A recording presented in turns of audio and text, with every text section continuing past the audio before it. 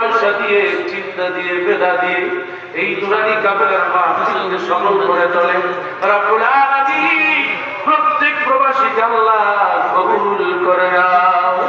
নুরানি কাফেলার তারা সভাপতি আল্লাহ, সেক্রেটারি ইহসান ভাই, আল্লাহ আরো যত ভাইরা আছে সবার জন্য দোয়া করি।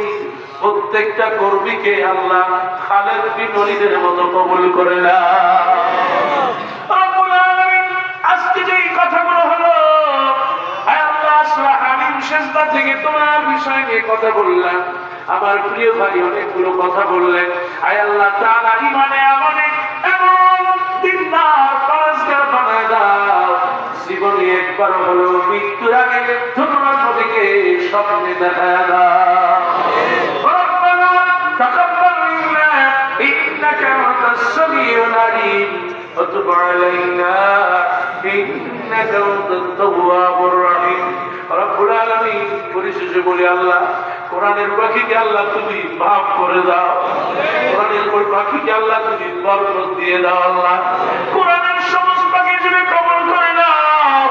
আল্লাহ এত কষ্ট করে স্বামী চাইছি আল্লাহ, আল্লাহ দিনের জন্য আল্লাহ, আল্লাহ গো তুমি তার কবুল আর মঞ্জুর করে নাও।